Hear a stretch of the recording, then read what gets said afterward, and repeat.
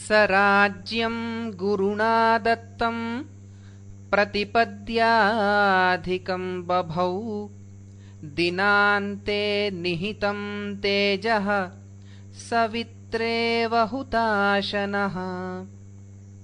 स इति स रघुः गुरुणा पित्रा दत्तं राज्यं राज्ञः कर्म प्रजापरिपालनात्मकं पुरोहितादित्वात् यक् प्रतिपद्य प्राप्य दिनान्ते सायंकाले सवित्रा सूर्येण निहितं तेजः प्रतिपद्य हुताशनः अग्निः इव अधिकं बभौ सौरं तेजः सायमग्निं संक्रमते आदित्यो वा अस्तं यन्नग्निम् अनुप्रविशति अग्निं वा आदित्यः सायं प्रविशति इत्यादि श्रुतिः प्रमाणम्।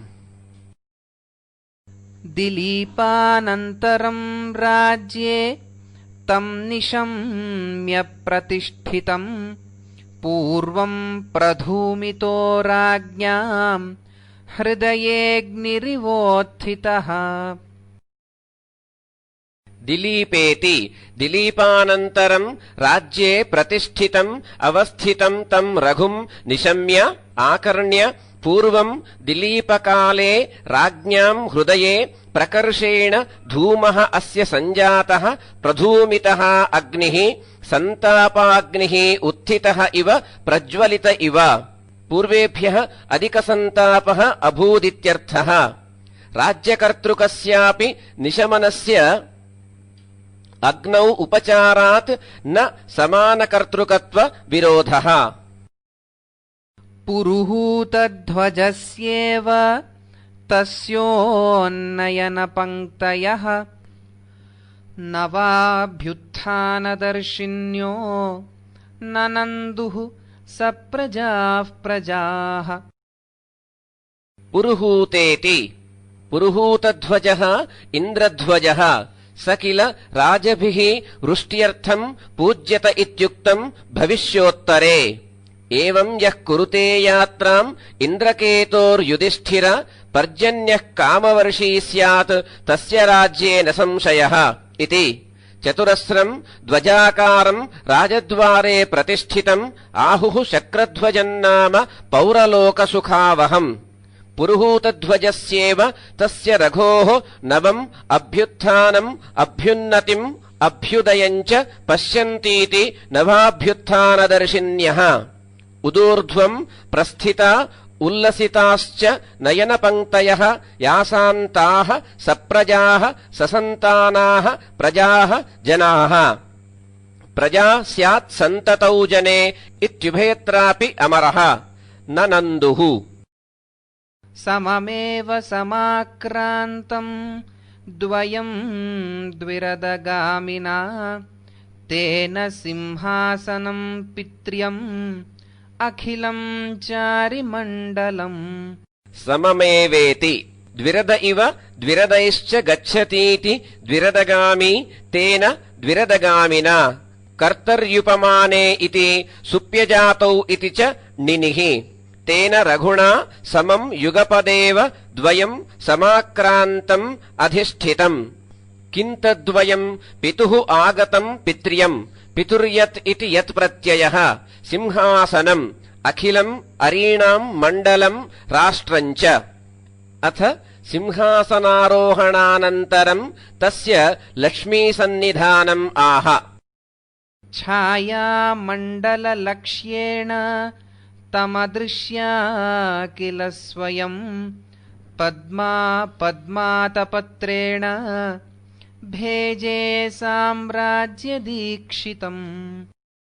छायेति अत्र रघोः तेजोविशेषेण स्वयं सन्निहितया लक्ष्म्या छत्रधारणम् कृतम् इत्युत्प्रेक्ष्यते।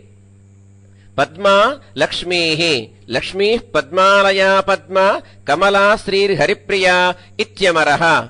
सा स्वयम् अदृश्या किल किलेति सम्भावनायाम् सति छायामण्डललक्ष्येण कान्तिपुञ्जानुमेयेन न तु स्वरूपतो दृश्येन। छायामण्डलमित्यनेन अनातपज्ञानम् लक्ष्यते ఛాయా సూర్యప్రియా కాంతిః ప్రతిబింబమనాతపః ఇత్యుభయత్రాప్యమరః పద్మాతపత్రేణ పద్మమేవ ఆతపత్రం తేన కారణభూతేన సామ్రాజ్యదీక్షితం సామ్రాజ్యే సామ్రాజ్యకర్మణి మండలాధిపత్యే దీక్షితం అభిషిక్తం తం భేజే అన్యథా కథం ఏతాదృశీ కాంతి సంపత్తిః ఇతి భావః. సంప్రతి సరస్వతీ సాన్నిధ్యం ఆహ.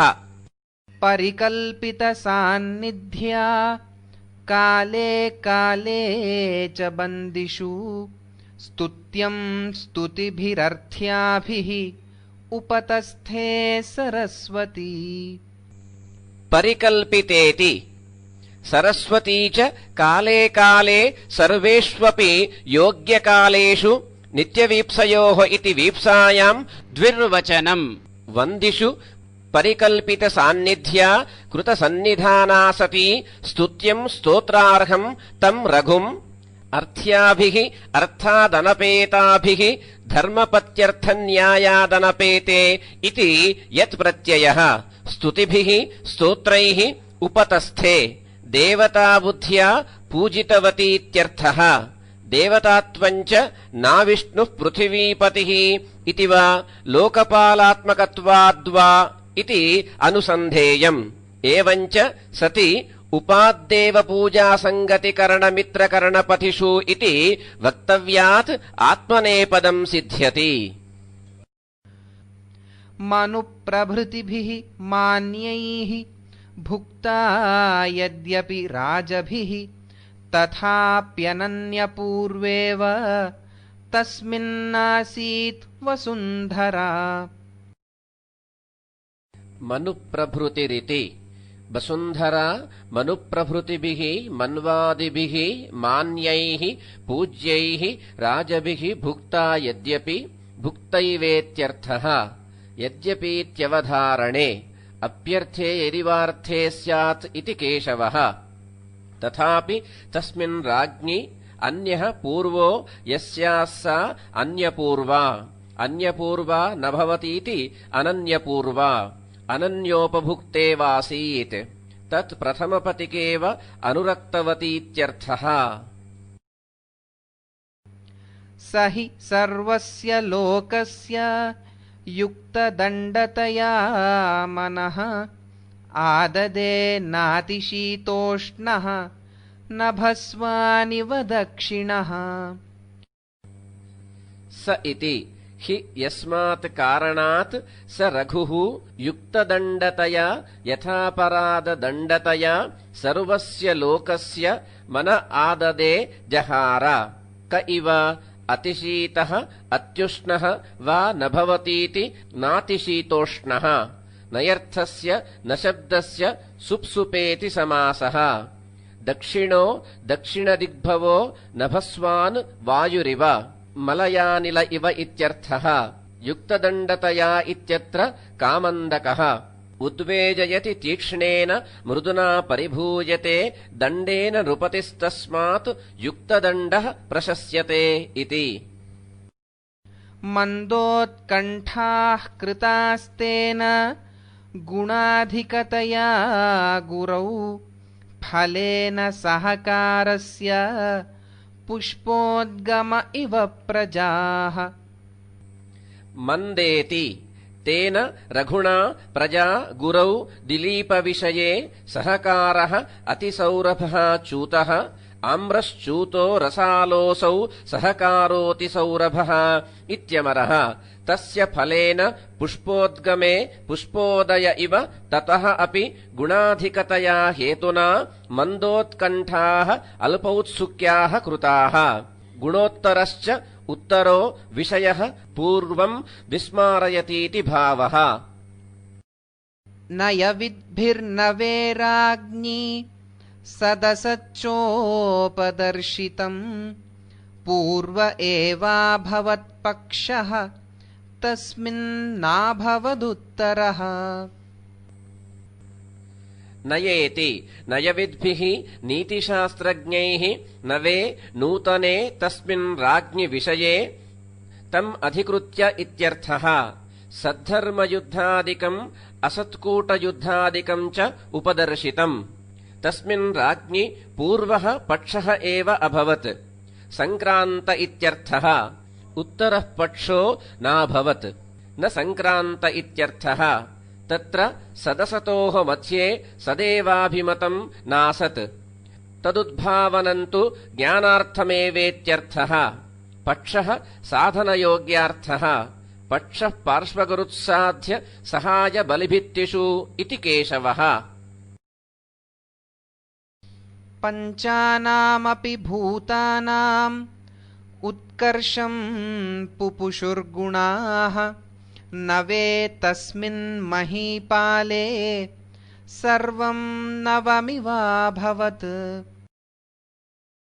पञ्चानामिति पृथिव्यादीनाम् पञ्चानाम् भूतानाम् अपि गुणाः गन्धादयः उत्कर्षम् अतिशयम् पुपुषुः अत्र उत्प्रेक्ष्यते।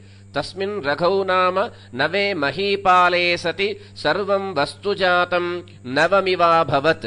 तदेव भूतजातम् इदानीम् अपूर्वगुणयोगात् अपूर्वमिव अभवदिति भावः।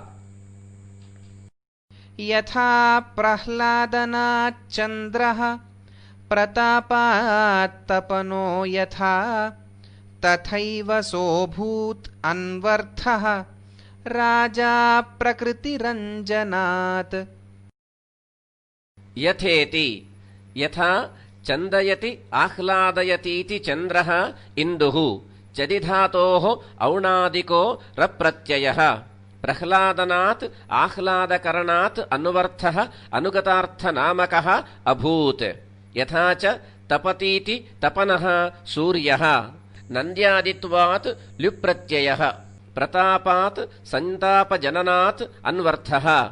तथैव स राजा प्रकृतिरञ्जनात् अन्वर्थः सार्थकराजशब्दः अभूत्। यद्यपि राजशब्दः राजतेः दीप्त्यर्थात् कनिन् प्रत्ययान्तो न तु रञ्जेः, तथापि धातूनाम् अनेकार्थत्वात् रञ्जनात् राजा इत्युक्तम् कविना। कामं कर्णान्तविश्रान्ते विशाले तस्य लोचने चक्षुष्मत्ता तु शास्त्रेण सूक्ष्मकार्यार्थदर्शिना। काममिति विशाले तस्य रघोः लोचने कामम् कर्णान्तयोः विश्रान्ते कर्णप्रान्तगते चक्षुष्मत्ता तु चक्षुः फलन्त्वित्यर्थः। सूक्ष्मान् कार्यार्थान् कर्तव्यार्थान् दर्शयति प्रकाशयतीति सूक्ष्मकार्यार्थदर्शी तेन सूक्ष्मकार्यार्थदर्शिना शास्त्रेणैव शास्त्रम् दृष्टिर्विवेकिनाम् इति भावः। लब्धप्रशमनस्वस्थम् अथैनं समुपस्थिता पार्थिवश्रीर्द्वितीयेव शरत्पङ्कजलक्षणा। लब्धेति अथ लब्धस्य राज्यस्य प्रशमनेन परिपन्थिनाम् अनुरञ्जनप्रतीकाराभ्याम् स्थिरीकरणेन स्वस्थम् समाहितचित्तम् एनम् रघुम् पङ्कजलक्षणा पद्मचिह्ना। श्रियः अपि विशेषणमेतत्। शरत् द्वितीया पार्थिवश्रीः राज्यलक्ष्मीरिव समुपस्थिता प्राप्ता। रक्षा पौरजनस्य देशनगरग्रामेषु गुप्तिस्तथा योधानामपि सङ्ग्रहोऽथ तुलया मानव्यवस्थापनम् साम्यम् लिङ्गिषु दानवृत्तिकरणम् त्यागः समानेर्चनम् कार्याण्येव महीभुजाम् प्रशमनान्येतानि राज्ये नवे इति। निर्वृष्टलघुभिः मेघैः मुक्तवर्त्मा सुदुस्सहः प्रतापस्तस्य भानोश्च युगपद्व्यानशे दिशः। निर्वृष्टेति निःशेषम् वृष्टाः निर्वृष्टाः कर्तरिक्तः अत एव लघवः। तैः मेघैः मुक्तवर्त्मा त्यक्तमार्गः अत एव सुदुस्सहः। तस्य रघोः भानोश्च प्रतापः पौरुषम् आतपश्च प्रतापौ पौरुषातपौ इति यादवः। युगपद्दिशो व्यानशे व्याप वार्षिकं सञ्जहारेन्द्रो धनुर्जैत्रं रघुर्दधौ प्रजार्थसाधने तौ हि पर्यायोद्यतकार्मुकौ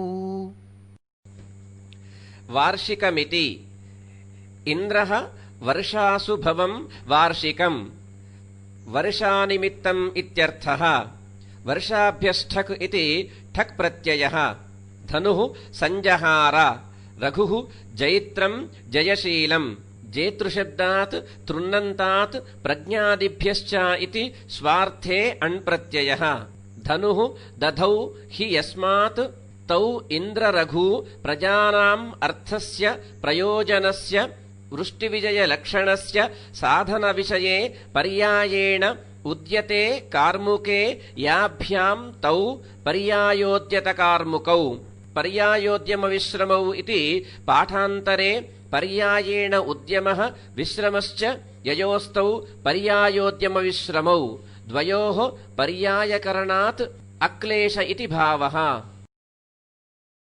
पुण्डरीकातपत्रस्तम् विकसत्काशचामरः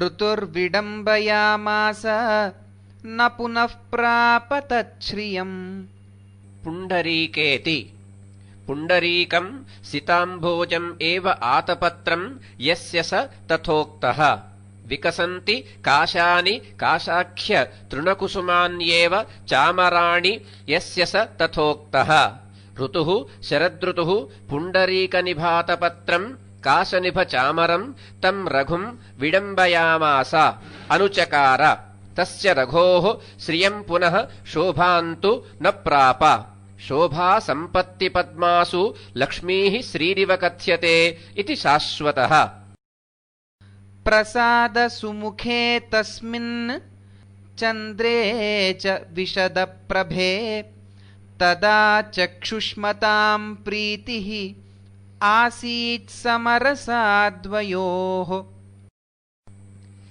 प्रसादेति प्रसादेन सुमुखे तस्मिन् रघौ विशदप्रभे निर्मलकान्तौ चन्द्रे च द्वयोः विषये तदा चक्षुष्मताम् प्रीतिः अनुरागः समरसा समस्वादा तुल्ययोगेति यावत् रसो गन्धे रसस्वादे इति विश्वः आसीत् हंसश्रेणीषु तारासु कुमुद्वत्सु च वारिषु विभूतयः तदीयानाम् पर्यस्ता यशसामिव हंसश्रेणीष्विति हंसानाम् श्रेणीषु पङ्क्तिषु तारासु नक्षत्रेषु कुमुदानि येषु सन्तीति कुमुद्वन्ति कुमुद्वान् कुमुदप्राये इत्यमरः कुमुदनडवेतसेभ्यो डुमतुप् तेषु कुमुदप्रायेष्वित्यर्थः वारिषु च तदीयानाम् रघुसम्बन्धिनाम् यशसाम् विभूतयः सम्पदः पर्यस्ता इव प्रसारिताः किम् इत्युत्प्रेक्ष अन्यथा कथमेषाम् धवलिमा इति भावः इक्षुच्छाय निषादिन्यः तस्य गोप्तुर्गुणोदयम् आकुमारकथोद्घातम् शालिगोप्यो जगुर्यशः इक्षुच्छायेति इक्षूणाम् छाया इक्षुच्छायम् छायाबाहुल्ये इति नपुंसकत्वम् तत्र निषण्णा इक्षुच्छाय निषादिन्यः इक्षुच्छाया निषादिन्यः इति स्त्रीलिङ्गपाठे इक्षोः छायेति विग्रहः अन्यथा बहुत्वे नपुंसकत्वप्रसङ्गात् शालीन् गोपायन्ति रक्षन्तीति शालिगोप्यः सस्यपालिकाः स्त्रियः कर्मण्यन् टिड्ढाणै इत्यादिना ङीप् गोप्तुः रक्षकस्य तस्य रघोः गुणेभ्यः उदयः यस्य तद्गुणोदयम् गुणोत्पन्नम् आकुमारम् कुमारात् आरभ्य कथोद्घातः कथारम्भो यस्य तत् कुमारैरपि स्तूयमानम् इत्यर्थः यशो जगुः गायन्ति स्म अथवा कुमारस्य सतो रघोः याः कथाः इन्द्रविजयादयः तत आरभ्य आकुमारकथम् तत्रापि अभिविधौ अव्ययीभावः आकुमारकथम् उद्घातो यस्मिन् कर्मणि गानक्रियाविशेषणमेतत् स्यादभ्यादानमुद्घात आरम्भः इत्यमरः आकुमारकथोद्भूतम् इति पाठे कुमारस्य सतः तस्य कथाभिः चरितैः उद्भूतम् यद्यशः तद्यश आरभ्य यशो जगुरिति व्याख्येयम् प्रससादोदयादम्भः कुम्भयोनेर्महौजसः रघोरभिभवाशङ्कि चुक्षुभे द्विषताम् मनः प्रससादेति महौजसः कुम्भयोनेः अगस्त्यस्य अगस्त्यः कुम्भसम्भवः इत्यमरः उदयात् अम्भः प्रससाद प्रसन्नम् बभूव महौजसः रघोः उदयात् अभिभवाशङ्कि द्विषताम् मनः चुक्षुभे कालुष्यम् प्राप अगस्योदये जलानि प्रसीदन्ति इत्यागमः मदोदग्राः ककुद्मन्तः सरिताम् कूलमुद्रुजाः लीलाखेलमनुप्रापुः महोक्ष्यास्तस्य विक्रमम् मदोदग्रा इति मदोदग्राः मदोद्धताः ककुदेषाम् अस्तीति ककुद्मन्तः महाककुद इत्यर्थः यवादित्वात् मकारस्य वत्वाभावः सरिताम् कूलानि उद्रुजन्तीति कूलमुद्रुजाः उदिकूले रुजिवहोः इति खस्प्रत्ययः अरुर्द्विषत् इत्यादिना मुमागमः महान्तः उक्षाणो महोक्षाः अचतुर इत्यादिना निपातनात् अकारान्तः लीलाखेलम् विलाससुभगम् तस्य रघोः उत्साहवतो वपुष्मतः परभञ्जकस्य विक्रमम् शौर्यम् अनुप्रापुः अनुचक्रुः प्रसवैः सप्तपर्णानाम् मदगन्धिभिराहताः असूय एव तन्नागाः सप्तधैव प्रसुस्रुवुः प्रसवैरिति मदस्येव गन्धो येषाम् तैः मदगन्धिभिः उपमानाच्च इति ईकारः समासान्तः सप्तपर्णानाम् वृक्षविशेषाणाम् सप्तपर्णो विशालत्वक् शारदो विषमच्छदः इत्यमरः प्रसवैः पुष्पैः आहताः तस्य रघोः नागाः गजाः गजेऽपि नागमातङ्गौ इत्यमरः असूयया इव आहतनिमित्तया स्पर्धया इव सप्तधैव प्रसुस्रुवुः मुदम् ववृषुः प्रतिगजगन्धाभिमानादिति भावः करात् कटाभ्याम् मेढ्राच्च नेत्राभ्याम् च मदश्रुतिः इति पालकाप्ये करान्नासारन्ध्राभ्याम् इत्यर्थः सरितः कुर्वती गाधाः पथश्चाश्यानकर्दमान् यात्रायै चोदयामास तम् शक्तेः प्रथमम् शरत् सरित इति सरितः गाधाः सुप्रतराः कुर्वती पथो मार्गांश्च आस्यानकर्दमान् शुष्कपङ्कान् कुर्वती संयोगादे रातो धातोर्यण्वतः इति श्यतेः निष्ठातस्य नत्वम् शरत् शरदृतुः तम् रघुम् शक्तेः उत्साहशक्तेः प्रथमम् प्राक् यात्रायै दण्डयात्रायै चोदयामास प्रेरयामास प्रभावमन्त्रशक्तिसम्पन्नस्य शरत् स्वयम् उत्साहम् उत्पादयामास इत्यर्थः तस्मै सम्यग्घुतो वह्निः वाजिनीराजनाविधौ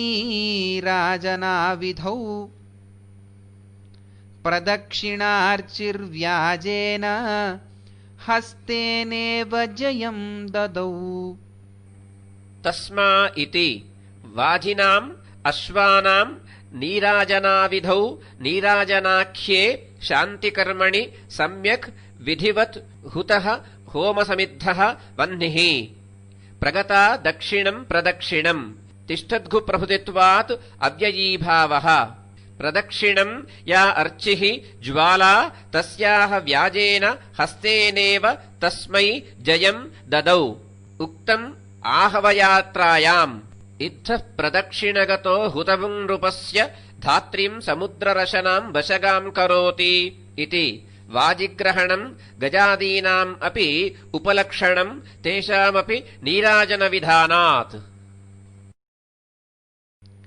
सगुप्तमूलप्रत्यन्तः शुद्धपार्ष्णिरयान्वितः षड्विधम् बलमादाय प्रतस्थे दिग्जिगीषया स इति गुप्तौ मूलम् स्वनिवासस्थानम् प्रत्यन्तः प्रान्तदुर्गम् च येन स गुप्तमूलप्रत्यन्तः शुद्धपार्ष्णिः उद्धतपृष्ठशत्रुः सेनया रक्षितपृष्ठदेशो वा अयान्वितः अयः शुभावहो विधिः इत्यमरः स रघुः षड्विधम् मौलभृत्यादिरूपम् बलम् सैन्यम् मौलम् भृत्यः सुहृच्छ्रेणी द्विषदाटविकम् बलम् इति कोशः आदाय दिशाम् जिगीषया जेतुमिच्छया प्रतस्थे चचाल अवाकिरन् वयोवृद्धाः तं लाजैः पौरयोषितः पृषतैर्मन्दरोद्धूतैः क्षीरोर्मय इवाच्युतम्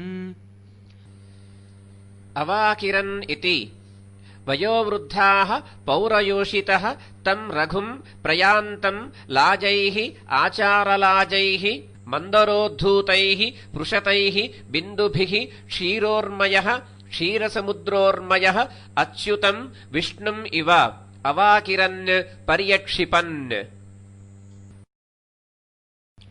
स ययौ प्रथमम् प्राचीम् तुल्यः प्राचीनबर्हिषा अहितान् अनिलोद्धूतैः तर्जयन्निव केतुभिः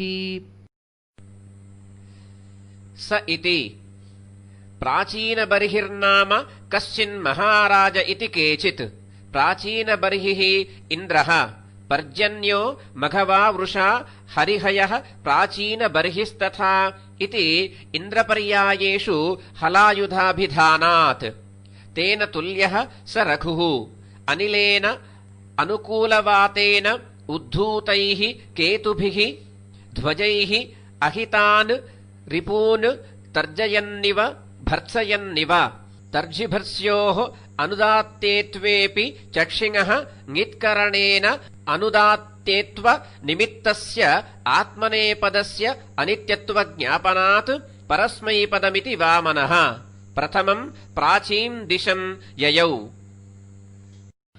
रजोभिः स्यन्दनोद्धूतैः गजैश्च घनसन्निभैः भुवस्तलमिव व्योम कुर्वन् व्योमेव भूतलम् रजोभिरिति किङ्कुर्वन् स्यन्दनोद्धूतैः रजोभिः घनसन्निभैः वर्णतः क्रियातः परिमाणतश्च मेघतुल्यैः गजैश्च यथाक्रमम् व्योम आकाशम् भुवस्तलमिव भूतलम् च व्योमेव कुर्वन् ययाविति पूर्वेण सम्बन्धः प्रतापोऽग्रे ततः शब्दः परागस्तदनन्तरम् ययौ पश्चाद्रथादीति चतुस्कन्धेव सा च मूः प्रताप इति अग्रे प्रतापः तेजोविशेषः स प्रतापः प्रभावश्च यत्तेजः कोशदण्डजम् इत्यमरः ततः शब्दः सेनाकलकलः तदनन्तरम् परागो धूलिः परागः पुष्परजसि धूलिस्नानीययोरपि इति विश्वः पश्चात् रथादि रथाश्वादिकम् चतुरङ्गबलम् रथानीकम् इति पाठे इति शब्दाध्याहारेण योज्यम् इति इत्थम् चतुस्कन्धेव चतुर्व्यूहेव स्कन्धः प्रकाण्डे कायांशे विज्ञानादिषु पञ्चसु नृपे समूहे व्यूहे च इति हैमः सा चमूः ययौ मरुपृष्ठान्युदम्भांसि नाव्या सुप्रतरा नदीः विपिनानि प्रकाशानि शक्तिमत्वाच्चकारसः मरुपृष्ठेति स रघुः शक्तिमत्वात् समर्थत्वात् मरुपृष्ठानि निर्जलस्थानानि समानौ मरुधन्वानौ इत्यमरः उदम्भांसि उद्भूतजलानि चकार नाव्या नौभिः तार्या नदीः नाव्यम् त्रिलिङ्गम् नौतार्ये इत्यमरः नौ वयोधर्मविषमूल इत्यादिना यत्प्रत्ययः सुप्रतराः सुखेन तार्याः चकार विपिनानि अरण्यानि अटव्यरण्यम् विपिनम् इत्यमरः प्रकाशानि निर्वृक्षाणि चकार शक्त्युत्कर्षात् तस्य अगम्यम् किमपि नासीदिति भावः ससेनाम् महतीम् कर्षन् पूर्वसागरगामिनीम् बभौ हरजटाभ्रष्टाम् गङ्गामिव भगीरथः स इति महतीम् सेनाम् पूर्वसागरगामिनीम् कर्षन् स रघुः हरस्य जटाभ्यः भ्रष्टाम् गङ्गाम् कर्षन् सापि पूर्वसागरगामिनी भगीरथ इव बभौ भगीरथो नाम कश्चित् कपिलदग्धानाम् सागराणाम् नप्ता तत्पावनाय हरकिरीटात् गङ्गाम् प्रवर्तयिता राजा यत्सम्बन्धात् गङ्गा च भागीरथीति गीयते त्याजितैः फलमुत्खातैः भग्नैश्च बहुधा नृपैः तस्यासीदुल्बणो मार्गः पादपैरिवदन्तिनः त्याजितैरिति फलम् फले धने बीजे निष्पत्तौ भोगलाभयोः इति केशवः फलम् लाभम् वृक्षपक्षे प्रसवम् च त्याजितैः त्यजेर्न्यन्ताद्विकर्मकात् अप्रधाने कर्मणि क्तः उत्खातैः स्वपदाच्च्यावितैः अन्यत्र उत्पाटितैः बहुधा भग्नैः रणे जितैः अन्यत्र छिन्नैः नृपैः पादपैः दन्तिनो गजस्य इव तस्य रघोः मार्गम् उल्बणः प्रकाश आसीत् प्रकाशम् प्रकटम् स्पष्टम् उल्बणम् विशदम् स्फुटम् इति यादवः पौरस्त्यान् एवमाक्रामन् तांस्तान् जनपदाञ्जयी प्राप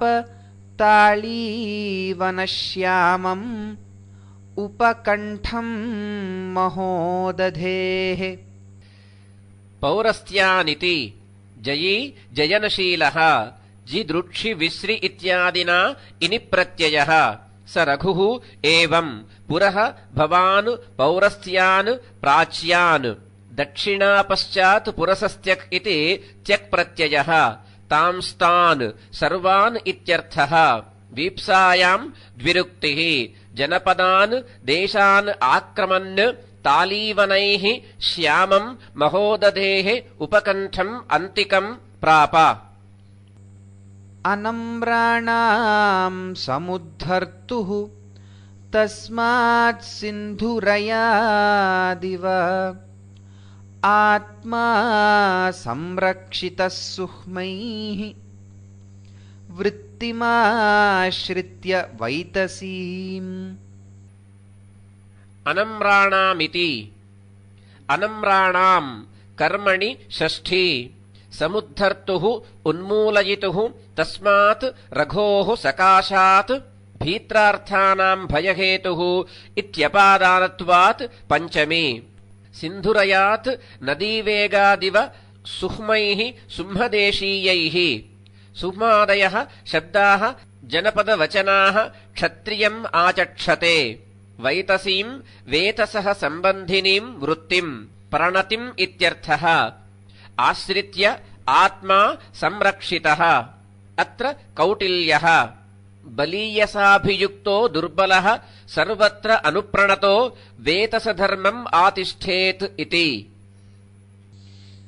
वङ्गान् उत्खाय तरसा नेतानौसाधनोद्यतान् निचखान जयस्तम्भान् गङ्गास्रोतोऽन्तरेषु सः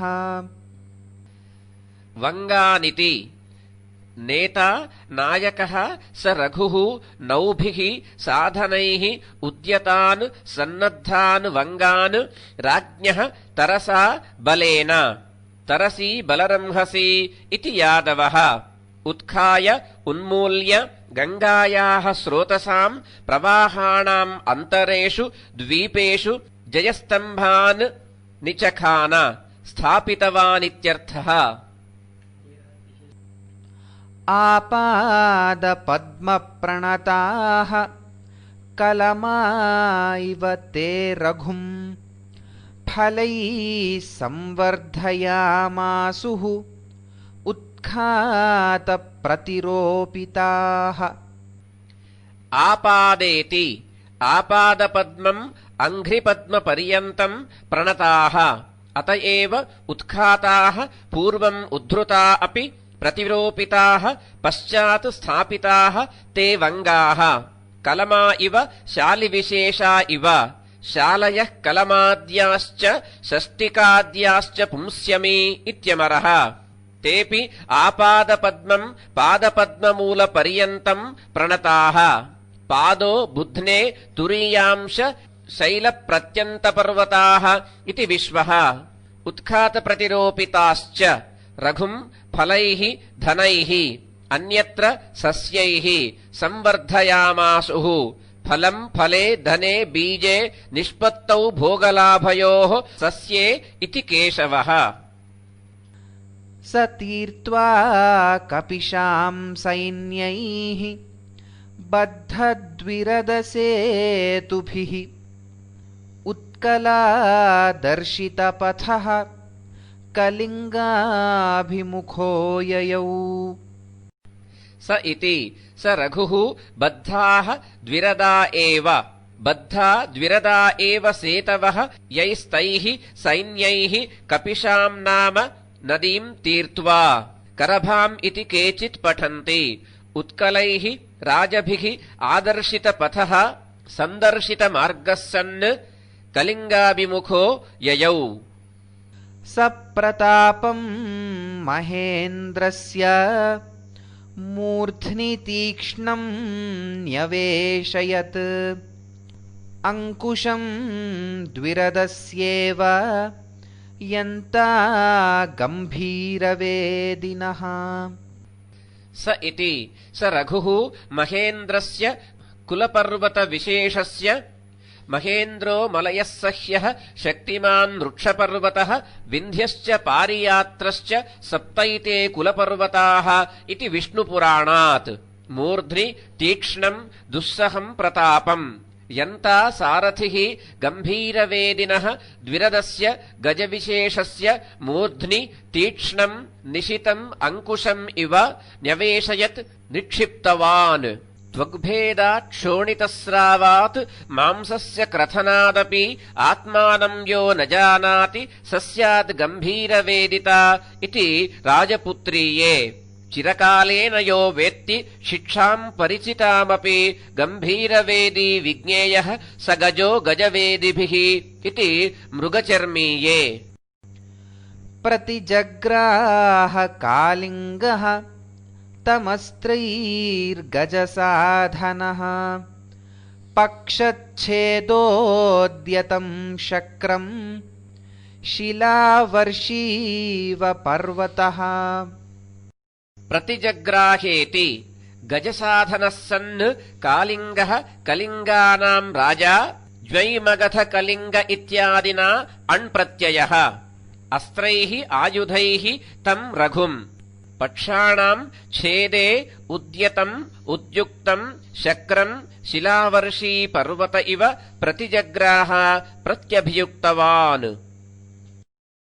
द्विषाम् विषह्य काकुत्स्थः तत्र नाराच दुर्दिनम् सन्मङ्गलस्नात इव प्रतिपेदे जयश्रियम् द्विषामिति काकुत्स्थः रघुः तत्र महेन्द्राद्रौ द्विषाम् नाराच दुर्दिनम् नाराचानाम् बाणविशेषाणाम् दुर्दिनम् लक्षणया वर्षमुच्यते विषह्य सहित्वा सत् यथाशास्त्रम् मङ्गलस्नात इव विजयमङ्गलार्थम् अभिषिक्त इव जयश्रियम् प्रतिपेदे प्राप यत्तु सर्वौषधिस्नानम् तन्माङ्गल्यमुदीरितम् इति यादवः ताम्बूलीनाम् दलैस्तत्र रचितापानभूमयः नारिकेलासवम् योधाः शात्रवम् च पपुर्यशः ताम्बूलीनाम् इति तत्र महेन्द्राद्रौ युध्यन्त इति योधाः पचाद्यच् रचिताः कल्पिताः आपानभूमयः पानयोग्यप्रदेशाः यैस्ते तथोक्ताः सन्तः नारिकेलासवम् नारिकेलमद्यम् ताम्बूलीनाम् नागवल्लीनाम् दलैः पपुः तत्र विजहुरुः इत्यर्थः शात्रवम् यशश्च पपुः जहुरुरित्यर्थः गृहीतप्रतिमुक्तस्य सधर्मविजयी नृपः श्रियम् महेन्द्रनाथस्य जहार न तु मेदिनीम् गृहीतेति धर्मविजयी धर्मार्थम् विजयशीलः स नृपः रघुः गृहीतश्चासौ प्रतिमुक्तश्च गृहीतप्रतिमुक्तः तस्य महेन्द्रनाथस्य कालिङ्गस्य श्रियम् जहार धर्मार्थमिति भावः मेदिनीम् तु न जहार शरणागतवात्सल्यादिति भावः ततो वेलातटेनैव फलवत्पूगमालिना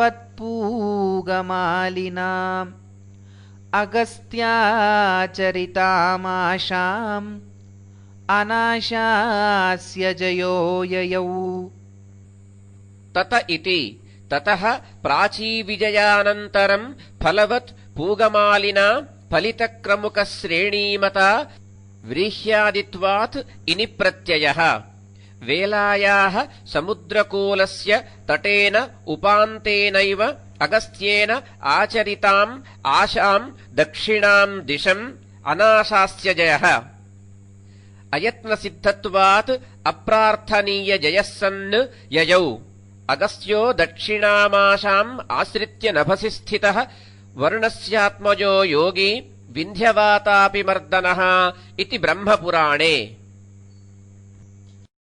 ससैन्यपरिभोगेण गजदानसुगन्धिना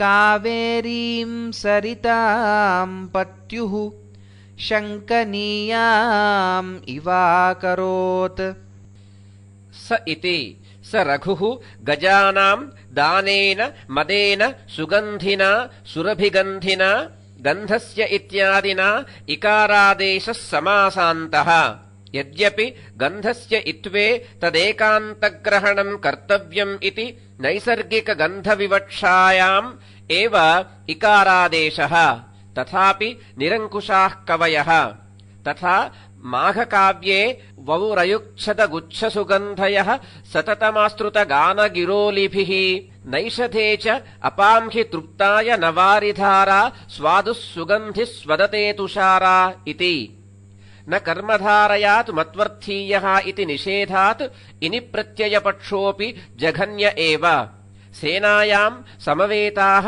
सैन्याः सेनायाम् समवेता ये सैन्यास्ते सैनिकाश्च ते इत्यमरः सेनाया वा इति ण्यप्रत्ययः तेषाम् परिभोगेन कावेरीम् नाम सरितम् सरिताम् पत्युः समुद्रस्य शङ्कनीयाम् न विश्वसनीयाम् इव अकरोत् सम्भोगलिङ्गदर्शनात् भर्तुः अविश्वासो भवतीति भावः बलैरध्युषितास्तस्य विजिगीषोर्गताध्वनः मारीचोद्भ्रान्तहारीताः मलयाद्रेरुपत्यकाः बलैरिति विजिगीषोः विजेतुमिच्छोः गताध्वनः तस्य रघोः बलैः सैन्यैः बलम् शक्तिर्बलम् सैन्यम् इति यादवः मारीचेषु मरीचवनेषु उद्भ्रान्ताः परिभ्रान्ताः हारीताः पक्षिविशेषाः यासुताः तेषाम् विशेषा हारीतो मद्गुः कारण्डवः प्लवः इत्यमरः मलयाद्रेः उपत्यका आसन्नभूमयः उपत्यकाद्रेरासन्ना भूमिरुर्ध्वमधित्यका इत्यमरः उपाधिभ्याम् त्यकन् इत्यादिना त्यकन् प्रत्ययः अध्युषिताः उपत्यकासु उषितम् इत्यर्थः उपान्वध्याङ्वसः इति कर्मत्वम् ससञ्जुरश्वक्षुण्णानाम् एलानाम् उत्पतिष्णवः तुल्यगन्धिषु मत्तेभ कटेषु फलरेणवः ससञ्जुरिति अश्वैः क्षुण्णानाम् एलानाम् एलालतानाम् उत्पतिष्णवः उत्पतनशीलाः अलङ्कृ इत्यादिना इष्णुच् प्रत्ययः फलरेणवः फलरजांसि तुल्यगन्धिषु समानगन्धिषु सर्वधनीतिवत् इन्नन्तः बहुव्रीहिः मत्तेभानाम् कटेषु ससञ्जुः सक्ताः गजगण्डे कटीकटौ इति कोशः भोगिवेष्टनमार्गेषु चन्दनानाम् समर्पितम् नास्रसत्करिणाम् ग्रैवम् त्रिपदीच्छेदिनामपि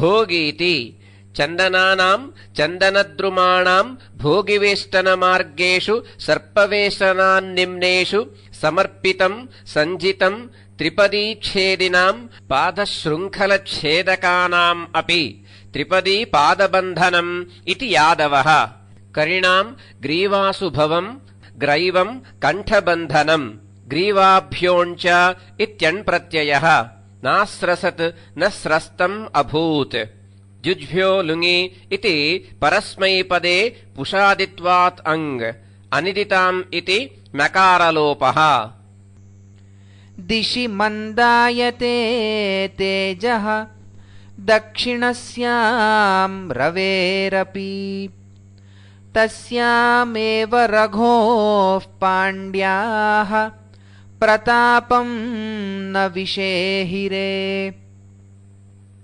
दिशीति दक्षिणस्याम् दिशि रवेरपि तेजः मन्दायते मन्दम् भवति लोहितादित्वात् क्यश् प्रत्ययः वाक्यशः इत्यात्मनेपदम् दक्षिणायने तेजोमान्द्यादिति भावः तस्यामेव दिशि पाण्ड्याः पाण्डूनाम् जनपदानाम् राजानः पाण्ड्याः पाण्डोर्ड्यन्वक्तव्यः रघोः प्रतापम् न विषेहिरे न सोढवन्तः सूर्यविजयिनः अपि विजितवान् इति नायकस्य महानुत्कर्षो गम्यते ताम्रपर्णी समेतस्य मुक्तासारं महोदधेः ते निपत्य ददुस्तस्मै यशस्वमिव सञ्चितम्।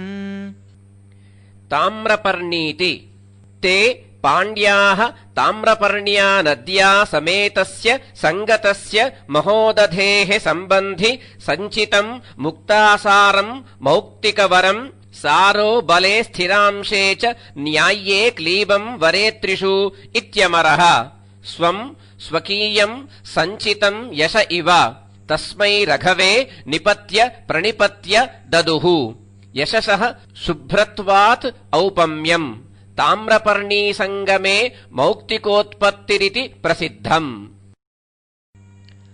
स निर्विश्य यथा कामम् तटेष्वालीनचन्दनौ स्तनाविव दिशस्तस्याः शैलौ मलयदर्दुरौ असह्यविक्रमः सह्यम् दूरान्मुक्तमुदन्वता नितम्बमिव मेदिन्याः स्रस्तां शुकम् अलङ्घयत्।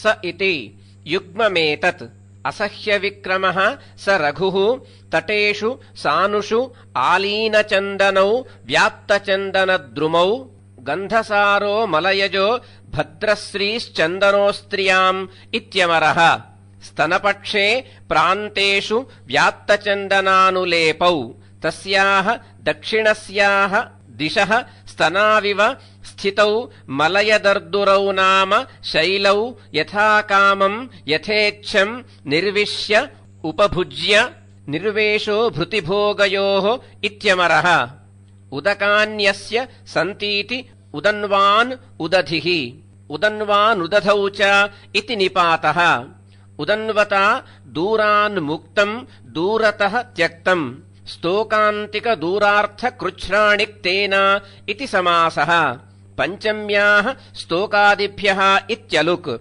स्रस्तां शुकम् मेदिन्याः नितम्बम् इव स्थितम् सह्यम् सह्याद्रिम् अलङ्घयत् प्राप्तः अतिक्रान्तो वा। सम्प्रति प्रतीचीम् दिशम् अभिययौ इत्याह। तस्यानीकैर्विसर्पद्भिः अपरान्तजयोद्यतैः रामास्त्रोत्सारितोऽप्यासीत् सह्यलग्न इवार्णवः। तस्येति अपरान्तानाम् पाश्चात्यानाम् जये उद्यतैः उद्युक्तैः अपरान्तास्तु पाश्चात्याः ते च सूर्यरिकादयः इति यादवः असर्पद्भिः गच्छद्भिः तस्य रघोः अनीकैः सैन्यैः अनीकन्तु रणे सैन्ये इति विश्वः अर्णवो रामस्य जामदग्न्यस्य अस्त्रैः उत्सारितः परिसारितः अपि सह्यलग्न इव आसीत् सैन्यम् द्वितीयः अर्णवः इव अदृश्यतेति भावः। भयोत्सृष्टविभूषाणाम् तेन केरलयोषिताम् अलकेषु चमूरेणुः चूर्णप्रतिनिधीकृतः।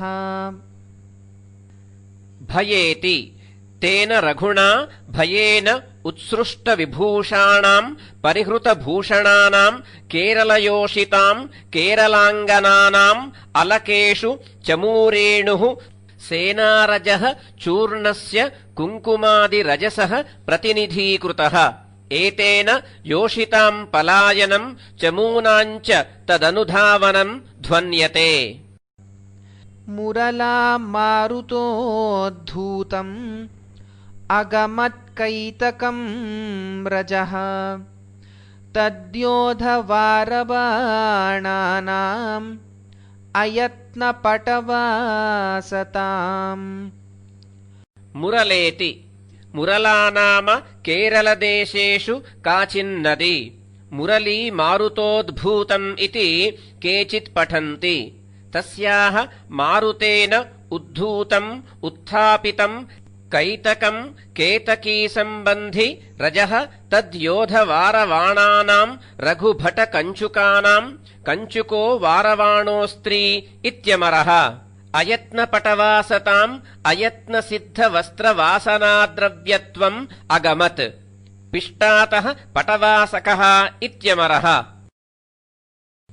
अभ्यभूयत वाहानां चरतां गात्रसिञ्जितैः वर्मभिः पवनोद्धूत राजताली वनध्वनिः। अभ्यभूयतेति चरताम् गच्छताम् वाहानाम् वाजिनाम् वाजिवाहार्वगन्धर्व हयसैन्धवसप्तयः इत्यमरः। गात्रसिञ्जितैः गात्रेषु शब्दायमानैः कर्तरि तः। गात्रसञ्जितैः इति वा पाठः। सञ्जतेः ण्यन्तात् कर्मणि तः। वर्मभिः कवचैः मर्मरः इति पाठे वाहानाम् गात्रसिञ्जितैः गात्रध्वनिभिः इत्यर्थः। मर्मरो मर्मरायमाण इति ध्वनेः विशेषणम्। पवनेन उद्धूतानाम् कम्पितानाम् राजतालीवनानाम् ध्वनिः अभ्यभूयत तिरस्कृतः। खर्जूरीस्कन्धनद्धानाम् मदोद्गारसुगन्धिषु कटेषु करिणाम् पेतुः पुन्नागेभ्यः शिलीमुखाः। खर्जूरीति खर्जूरीणाम् तृणद्रुमविशेषाणाम् खर्जूरः केतकीताली खर्जूरी च तृणद्रुमाः इत्यमरः। स्कन्धेषु प्रकाण्डेषु अस्त्री प्रकाण्डः स्कन्धः स्यात् मूलाच्छाखावधेस्तरोः इत्यमरः। नद्धानाम् बद्धानाम् करिणाम् मदोद्गारेण मदस्रावेण सुगन्धिषु गन्धस्य इत्यादिना इकारः। कटेषु गण्डेषु पुन्नागेभ्यः नागकेशरेभ्यः पुन्नागपुष्पाणि विहाय ल्यब्लोपे पञ्चमी। शिलीमुखा अलयः पेतुः। अलिबाणौ शिलीमुखौ इत्यमरः। ततोऽपि सौगन्ध्यातिशयादिति भावः। अवकाशं किलोदन्वान् रामायाभ्यर्थितो ददौ अपरान्तमहीपाल व्याजेन रघवेकरम्। अवकाशमिति उदन्वान् उदधिः रामाय जामदग्न्याय अभ्यर्थितो याचितः सन् अवकाशम् स्थानम् ददौ किल। किलेति प्रसिद्धौ। रघवे तु अपरान्तमहीपालव्याजेन करम् बलिम् ददौ। बलिहस्तांशवः कराः इत्यमरः। अपरान्तानाम् समुद्रमध्यदेशवर्तित्वात् तैर्दत्ते करे समुद्रदत्तत्वोपचारः। करदानम् च भीत्या न तु याच्नया इति रामात् रघोः उत्कर्षः। मत्ते भरदनोत्कीर्ण व्यक्तविक्रमलक्षणम् त्रिकूटमेव तत्रोच्चैः जयस्तम्भम् चकारसः। मत्ते भेति तत्र स रघुः मत्तानाम् इभानाम् रदनोत्कीर्णानि दन्तक्षतान्येव भावे तः। व्यक्तानि स्फुटानि विक्रमलक्षणानि पराक्रमचिह्नानि विजयवर्णानि स्थानानि यस्मिन् तम् तथोक्तम् त्रिकूटम् एव उच्चैः जयस्तम्भम् चकार। गाढप्रकाशः त्रिकूटोद्रिः एव उत्कीर्णवर्णस्तम्भ इव रघोः जयस्तम्भः अभूत् इत्यर्थः। पारसीकान्ततो जेतुम् प्रतस्थे स्थलवर्त्मना इन्द्रियाख्यानि वरिपून् तत्त्वज्ञानेन संयमी। पारसीकान् इति ततः स रघुः संयमी योगी तत्त्वज्ञानेन इन्द्रियाख्यान् इन्द्रियनामकान् रिपून् इव पारसीकान् राज्ञः जेतुम् स्थलवर्त्मना प्रतस्थे न तु निर्दिष्टेनापि जलपथेन समुद्रयानस्य निषिद्धत्वात् इति भावः। यवनीमुखपद्मानां सेहे मधुमदं न सः बालातपमिवाब्जानाम् अकालजलदोदयः। यवनीमुखेति स रघुः यवनीनाम् यवनस्त्रीणाम् जातेरस्त्रीविषयादयोपधात् इति ङीष्। मुखानि पद्मानीव मुखपद्मानि उपमितसमासः।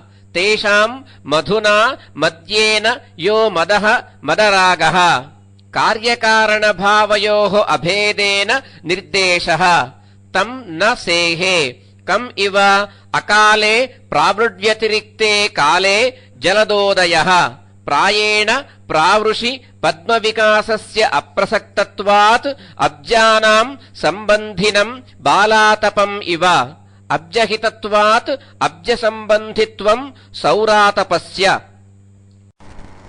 सङ्ग्रामस्तु मूलस्तस्य पाश्चात्यैरश्वसाधनैः शार्ङ्गकूजितविज्ञेयप्रतियोधेर्रजस्यभूत्। सङ्ग्राम इति तस्य रघोः अश्वसाधनैः वाजिसैन्यैः साधनम् सिद्धिसैन्ययोः इति हैमः पश्चाद्भवैः पाश्चात्यैः यवनैः सह दक्षिणापश्चात्पुरसस्त्यक् इति त्यक् सहार्थे तृतीया। शृङ्गाणाम् विकाराः शार्ङ्गाणि धनूंषि तेषाम् कूजितैः शब्दैः शार्ङ्गम् पुनर्धनुषि शार्ङ्गिणः जये च शृङ्गविहिते चापेऽप्याह विशेषतः इति केशवः। अथवा शार्ङ्गैः शृङ्गसम्बन्धिभिः कूजितैः विज्ञेयाः अनुमेयाः प्रतियोधाः प्रतिभटाः यस्मिन् तस्मिन् रजसि तुमुलः सङ्ग्रामः सङ्कुलम् युद्धम् अभूत् तुमुलम् रणसङ्कुले इत्यमरः।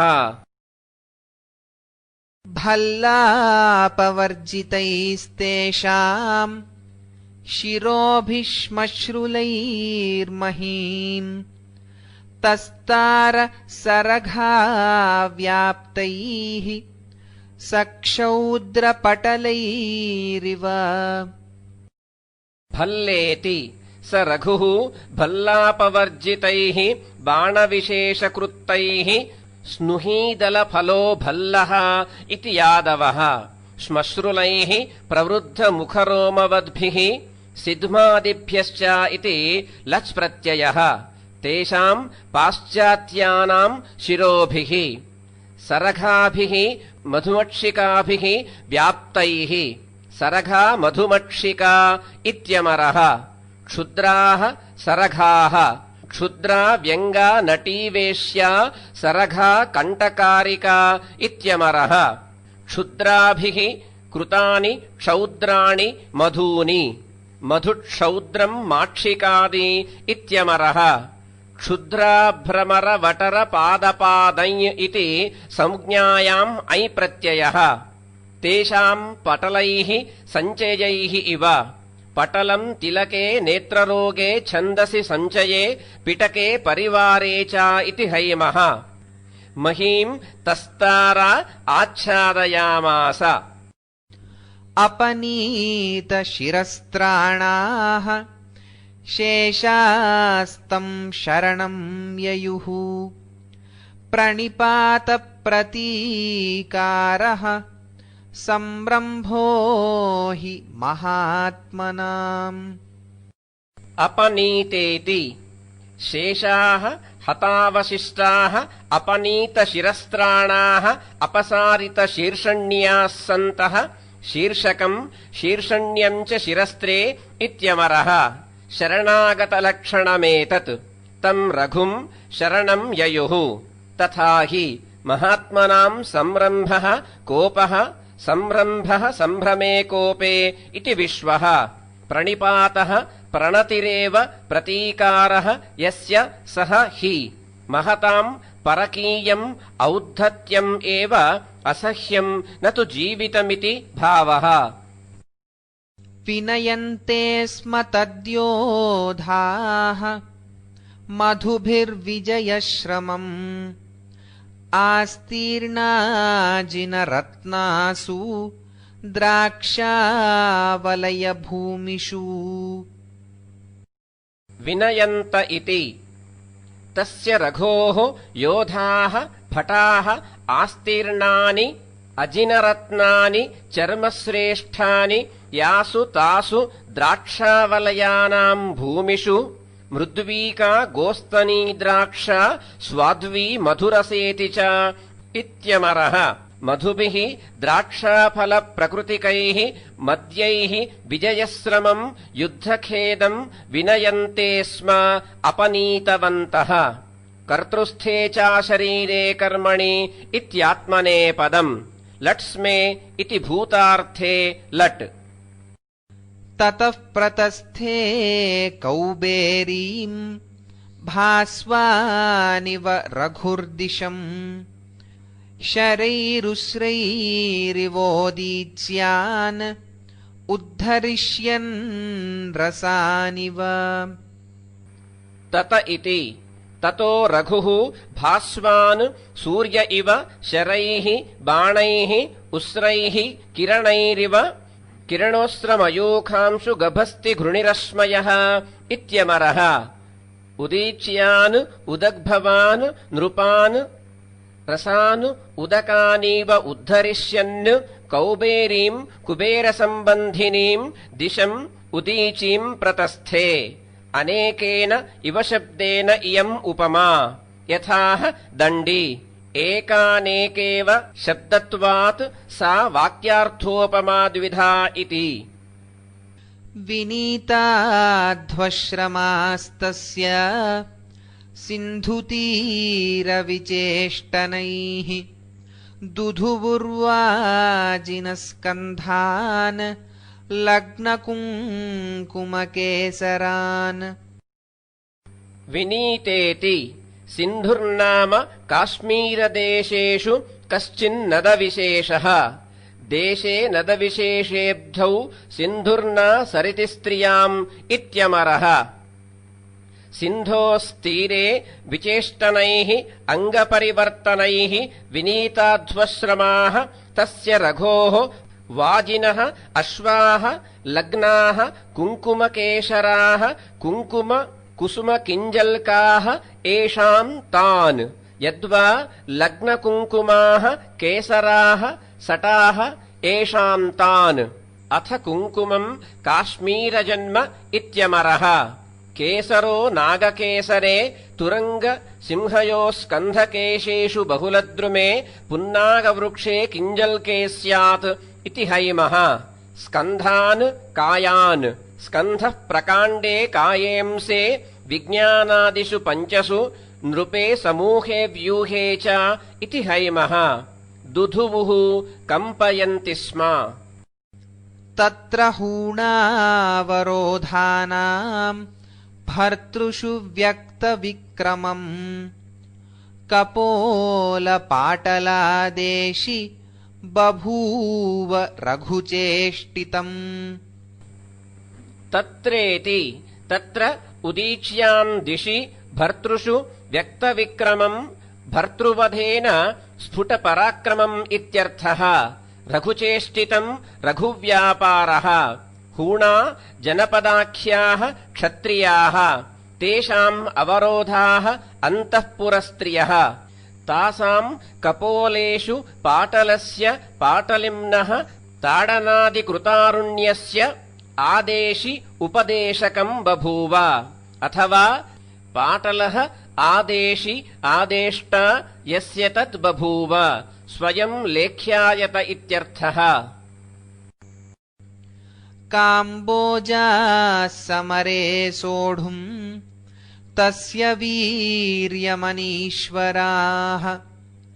गजालानपरिक्लिष्टैः अक्षोटैः सार्धमानताः। काम्बोजा इति काम्बोजाः राजानः समरे तस्य रघोः वीर्यं प्रभावम् वीर्यं तेजः प्रभावयोः इति हैमः सोढुम् अनीश्वराः अशक्ताः सन्तः गजानाम् आलानं बन्धनं भावे ल्युटि विभाषालीयतेः इत्यात्वम् तेन परिक्लिष्टैः अक्षोटैः वृक्षविशेषैः सार्धम् आनताः। तेषां सदश्वभूयिष्ठाः तुङ्गाद्रविणराशयः उपदाविविशुष्यश्वत् नोत्सेकाः कोसलेश्वरम्। तेषाम् इति तेषां काम्बोजानां सद्भिः अश्वैः भूयिष्ठा बहुलाः तुङ्गाः द्रविणानां हिरण्यानां हिरण्यं द्रविणं द्युम्नम् इत्यमरः राशय एव उपदा उपायनानि उपायनमुपग्राह्यम् उपहारस्तथोपदा इत्यमरः कोसलेश्वरम् कोसलदेशाधिपतिम् तम् रघुम् शश्वत् असकृद्विविशुः मुहुः पुनः पुनः शश्वत् अभीक्ष्णमसकृत्समाः इत्यमरः तथापि उत्सेकाः गर्वास्तु न विविशुः सत्यपि गर्वकारणे न जगर्वेत्यर्थः।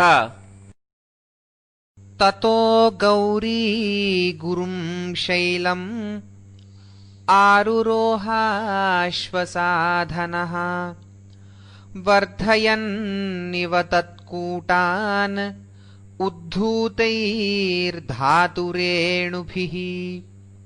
तत इति ततः अनन्तरम् अश्वसाधनः सन् गौर्याः गुरुम् पितरम् शैलम् हिमवन्तम् उद्धूतैः अश्वखुरोद्धूतैः धातूनाम् गैरिकादीनाम् रेणुभिः तत्कूटांस्तस्य शृङ्गाणि कूटोस्त्री शिखरम् शृङ्गम् इत्यमरः वर्धयन्निव आरुरोह उत्पतद्धूलिदर्शनात् गिरिशिखरवृद्धिभ्रमो जात इति भावः।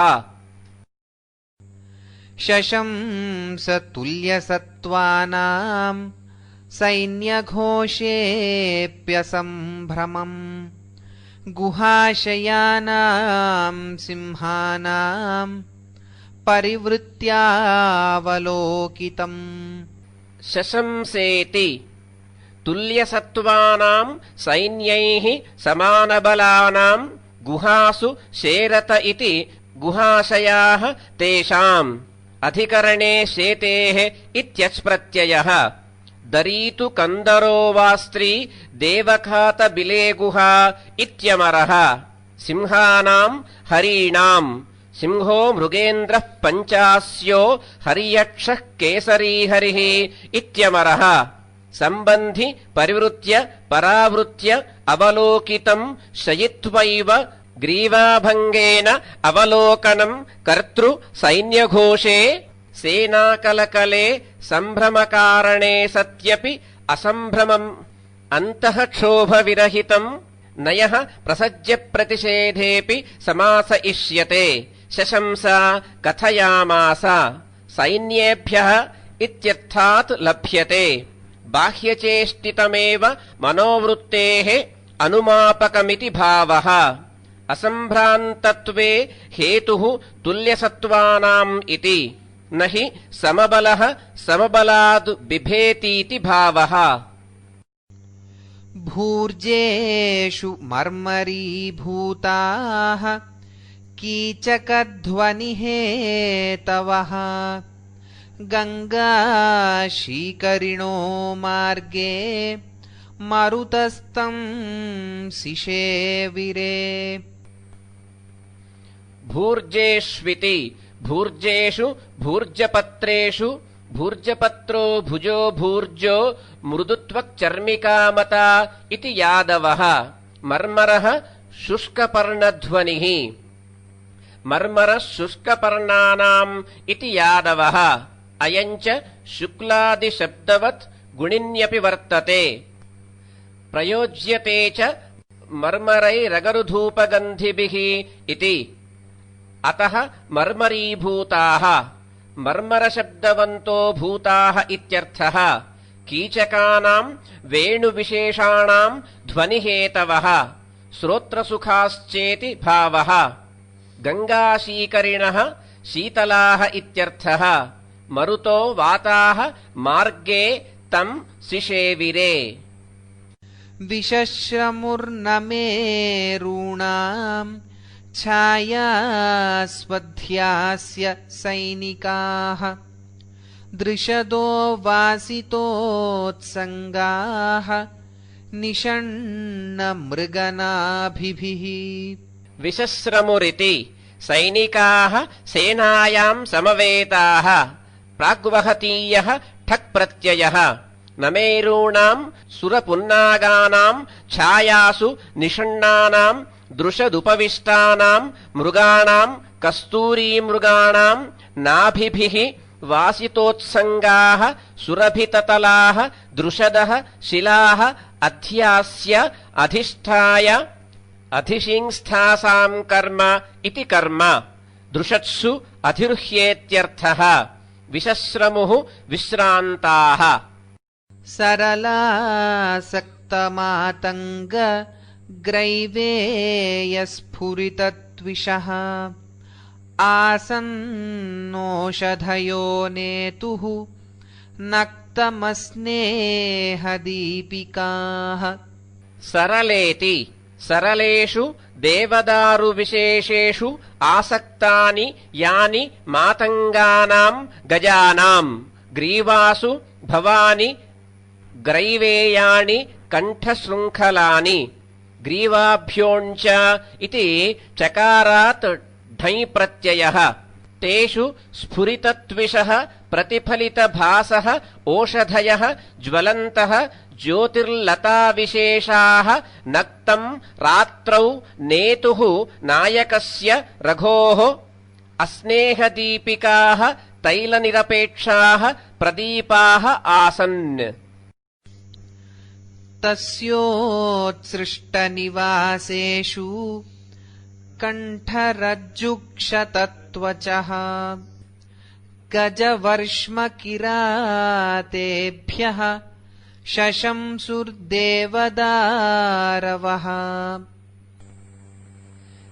तस्येति तस्य रघोः उत्सृष्टेषु उज्झितेषु निवासेषु सेनानिवेशेषु कण्ठरज्जुभिः गजग्रैवेयैः क्षताः निष्पिष्टाः त्वचो येषान्ते देवदारवः किरातेभ्यः वनचरेभ्यः गजानाम् वर्ष्म प्रमाणम्। वर्ष्मदेहप्रमाणयोः इत्यमरः। शशंसुः कथितवन्तः। देवदारुस्कन्धत्वक्षतैः गजानाम् औन्नत्यम् अनुमीयत इत्यर्थः। तत्र जन्यम् रघोर्घोरम् पर्वतीयैर्गणैरभूत् नाराचक्षेपणीयाश्म निष्पेषोत्पतितानलम्। तत्रेति तत्र हिमाद्रौ रघोः पर्वते भवैः पर्वतीयैः पर्वताच्च इति च प्रत्ययः। गणैः उत्सवसङ्केताख्यैः सप्तभिः सह गणानुत्सवसङ्केतान् अजयत् सप्त पाण्डवः इति महाभारते।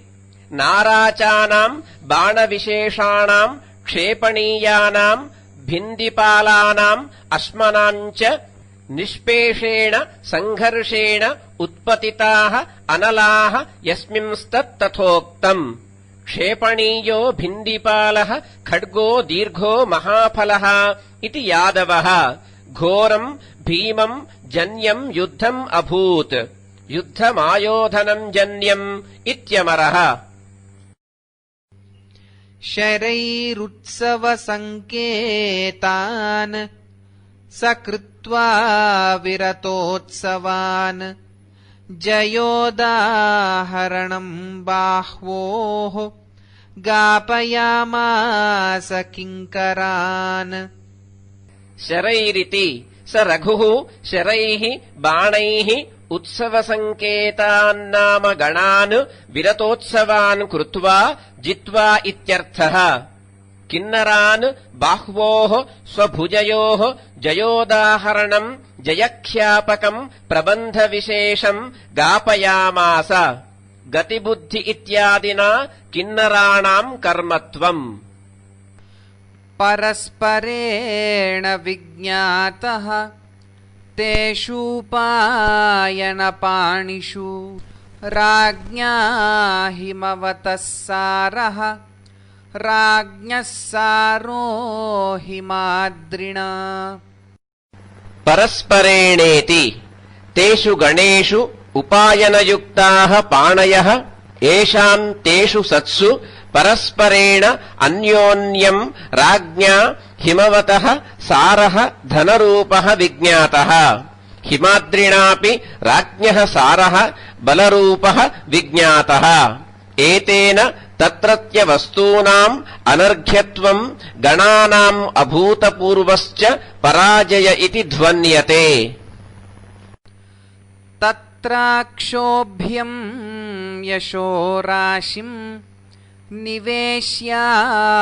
निवेश्यावरुरोहसः पौलस्त्यतुलितस्याद्रेः आदधान इव ह्रियम् तत्रेति स रघुः तत्र हिमाद्रौ अक्षोभ्यम् अधृष्यम् यशोराशिम् निवेश्य निधाय पौलस्त्येन रावणेन तुलितस्य चालितस्य अद्रेः कैलासस्य ह्रियम् आदधानः जनयन्निव अवरुरोहा अवततार कैलासम् अगत्वैव प्रतिनिवृत्त इत्यर्थः न हि शूराः परेण पराजितम् अभियुज्यन्त इति भावः चकम्पे तीर्णलौहित्ये तस्मिन् प्राग्ज्योतिषेश्वरः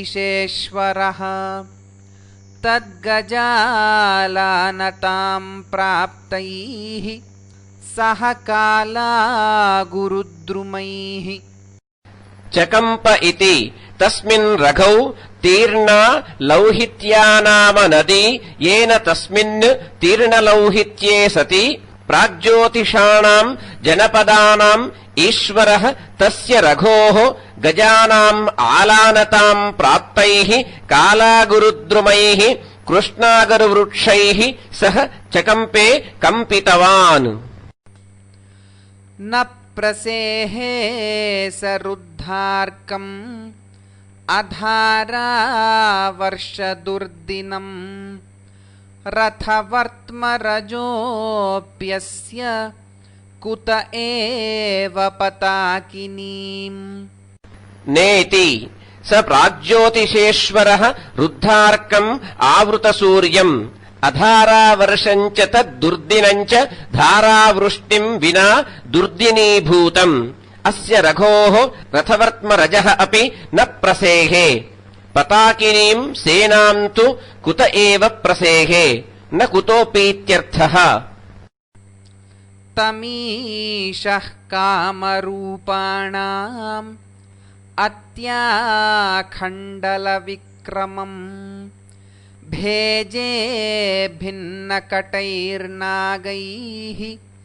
अन्यानुपरुरोधयैः तमिति कामरूपाणाम् नाम देशानाम् ईशः अत्याखण्डलविक्रमम् अतीन्द्रपराक्रमम् तम् रघुम् भिन्नाः स्रवन्मदाः कटाः गण्डाः येषाम् तैः नागैः गजैः साधनैः भेजे नागान् दत्त्वा शरणम् गत इत्यर्थः कीदृशैः नागैः यैः अन्यान् रघुव्यतिरिक्तान् नृपान् उपरुरोध शूराणामपि शूरः रघुरिति भावः।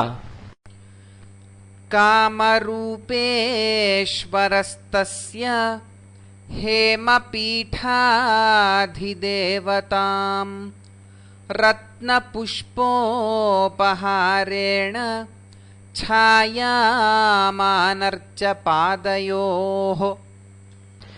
कामरूपेति कामरूपेश्वरः हेमपीठस्य अधिदेवताम् तस्य रघोः पादयोः छायाम् कनकमयपादपीठव्यापिनीम् कान्तिम् रत्नान्येव पुष्पाणि तेषाम् उपहारेण समर्पणेन आनर्च अर्चयामास।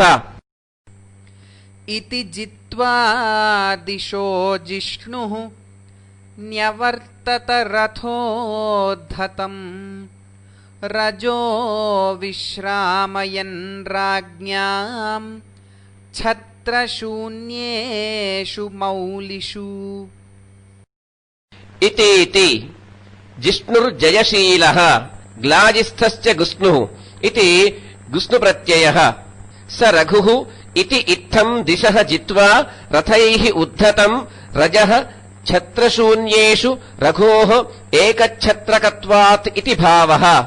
राज्ञाम् मौलिषु किरीटेषु मौलिः किरीटे धम्मिल्ले चूडाकङ्केलिमूर्धजे इति हैमः। विश्रामयन् सङ्क्रामयन् इत्यर्थः। न्यवर्तत निवृत्तः।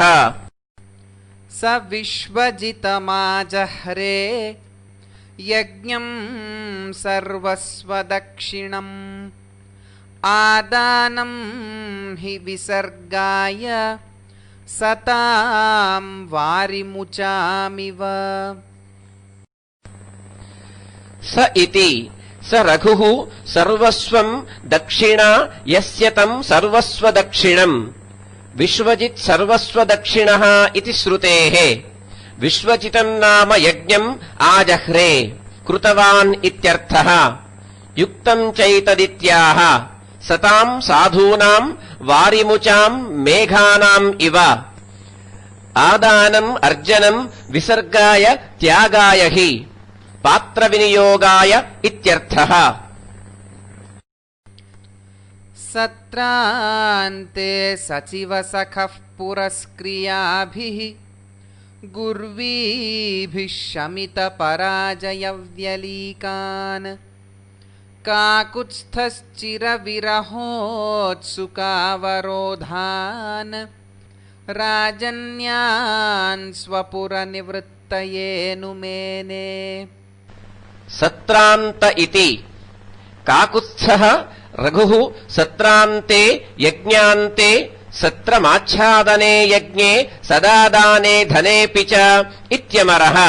सचिवानाम् अमात्यानाम् सखा इति सचिवसखः सन् सचिवो भृतकेमात्ये इति हैमः। तेषाम् अत्यन्तानुसरणद्योतनार्थम् राज्ञः सखित्वव्यपदेशः। राजाः सखिभ्यश्च गुर्वीभिः महतीभिः गुरुर्महत्याङ्गिरसे पित्रादौ धर्मदेशके इति हैमः। गुरुर्महत्याङ्गिरसे पित्रादौ धर्मदेशके इति हैमः। पुरस्क्रियाभिः पूजाभिः शमितम् पराजयेन व्यलीकम् दुःखम् वैलक्ष्यम् वा येषाम् तान्। दुःखे वैलक्ष्ये व्यलीकम् इति यादवः। चिरविरहेण उत्सुकाः उत्कण्ठिताः अवरोधाः अन्तःपुराङ्गनाः येषाम् तान्। राज्ञः अपत्यानि राजन्याः क्षत्रियाः तान्। राजश्वशुराद्यत् इति अपत्यार्थे यत्प्रत्ययः మూర్ధాభిషిక్తో రాజన్యః బాహుజః క్షత్రియో విరాట్ ఇత్యమరః స్వపురం ప్రతి నివృత్తయే ప్రతిగమనాయ అనుమేనే అనుజ్ఞాతవాన్ ప్రహర్షిణీ వృత్తమేతత్ తదుక్తం తం నౌ జ్రౌ గస్త్రిదశయతిః ప్రహర్షిణీయం ఇతి. తే రేఖాధ్వజకులిశాతపత్రచిహ్నం సమ్రాజశ్చరణయుగం ప్రసాదలభ్యం ప్రస్థానప్రణతిభిరంగులీషు చక్రుః మౌలిస్రక్చ్యుతమకరందరేణుగౌరం. త ఇతి తే రాజానః రేఖా ఏవ ధ్వజాశ్చ కులిశాని చ ఆతపత్రాణి చ ధ్వజాద్యాకారరేఖా ఇత్యర్థః. తాని చిహ్నాని యస్య తత్తథోక్తం ప్రసాదేనైవ లభ్యం ప్రసాదలభ్యం. సమ్రాజః సార్వభౌమస్య రఘోః చరణయుగం ప్రస్థానే ప్రయాణసమయే యాః ప్రణతయః నమస్కారాః తాభిః కరణైః అంగులీషు మౌలిషు కేశబంధనేషు యాః స్రజః మాల్యాని తాభ్యః చ్యుతైః మకరందైః పుష్పరసైః. మకరందః పుష్పరసః ఇత్యమరః. రేణుభిః పరాగైశ్చ పరాగः సుమనోరజः ఇత్యమరః. గౌరం గౌరవర్ణం చక్రుః ఇతి మహామహోపాధ్యాయ కోలాచల మల్లినాథ సూరి విరచితయా సంజీవినీ సమాఖ్యయా వ్యాఖ్యయా సమేతః మహాకవి శ్రీ కాళిదాస కృతౌ రఘువంశే మహాకావ్యే రఘుదిగ్విజయో నామ చతుర్థః సర్గః.